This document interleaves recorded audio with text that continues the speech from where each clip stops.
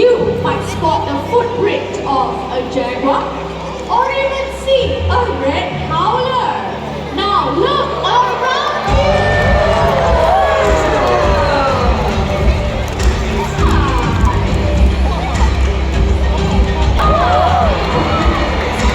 Now you are in one of the most biodiverse parts in the planet, right here in the Peruvian Amazon.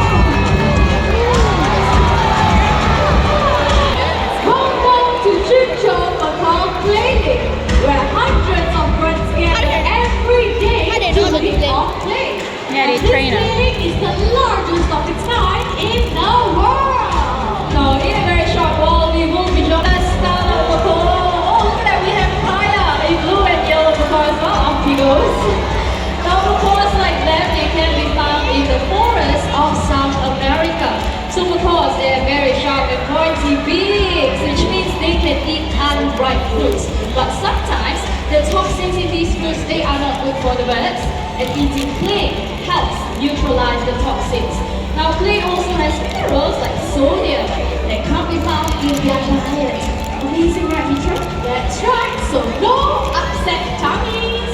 Now, looks like the both of them had already enjoyed their salty feast. Let's give them both a big hand. There you go. Okay, so everyone, welcome to Pandai Bird Paradise in Singapore.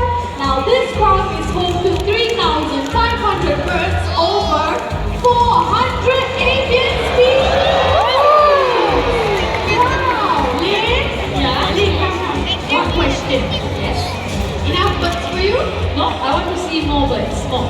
Not enough? Not enough. See? Crazy, right? Since she wants to see more birds, let us welcome some of our fellow friends, shall we? So everyone, keep your eyes right up there.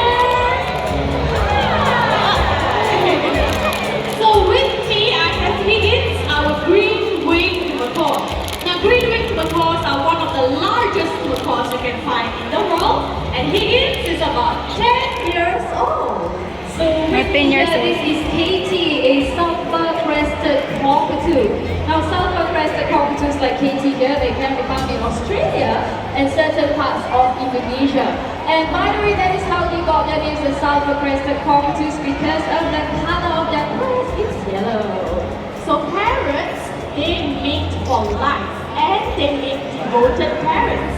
So usually they take advantage of big tree cavities, just like this one, to build their nest. That's right. So they use nesting materials like twigs, dried leaves, tree barks, and even some plants, okay? So if the cavity is too small, they will use their beaks to enlarge them. So right now, let's watch them do this behavior, shall we? Let's go! Hey, where are you going?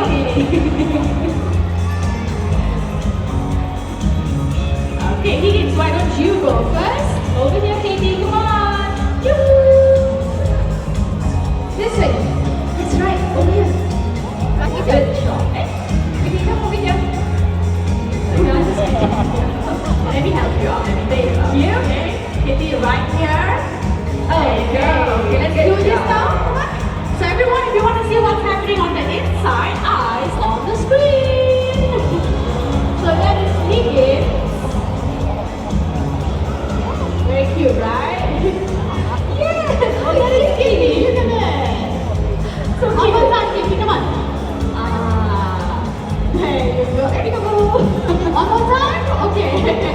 And with that, let's give Higgins, Katie, and your wonderful trainers a round of applause. Thank you.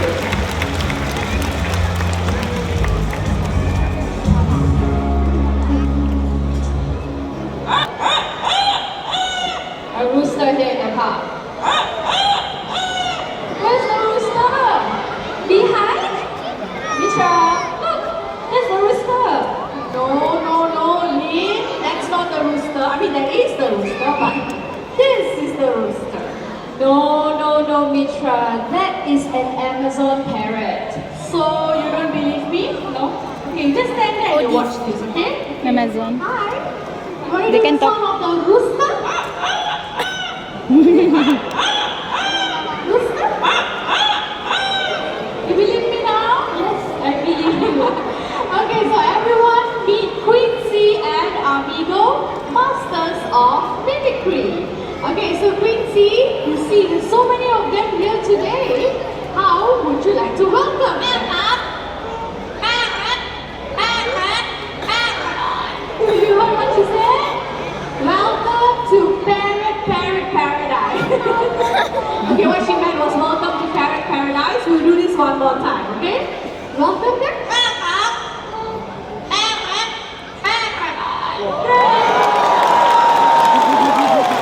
Welcome to Parrot Paradise. Okay, so let's try another animal sound, okay? Can you show them how you do the cat? It's a cat. That's the cat. Okay, how about the high-tech sound? The telephone. Telephone? There you go. Very good. Quincy, a round of applause, everyone. Very cool, right? Yeah. Now, parrots, they imitate the sounds and calls made by their families in the wild. So when Quincy and Amigo here mimic human sounds, they are just doing what other parrots do around them. That's right. So in this case, both Quincy's and Amigo's family are our Mandai style. Yes, that's right. Okay, everyone, Quincy. this time, let's hear Amigo mimic some sound, shall we? Okay, let's start with something simple. Can you say hello? Hello. Nice. So as you all know, his name is Amigo, but guess what? He can say his own name as well, okay? So everyone listen to this. Can you tell them your name? Amigo! What's up, your name? Amigo! There you go. Good job, Amigo. Now, Amigo, there's so many of them today. How would you like to greet all these nice people? How are you? He's asking how are you? So how are you all doing today? Good? Excellent. Now not only that, Amigo he also loves to sing and he can sing the birthday song. Yeah, so this song goes out to those of you celebrating your birthdays this month, okay? Alright, ready Amigo? Let's sing.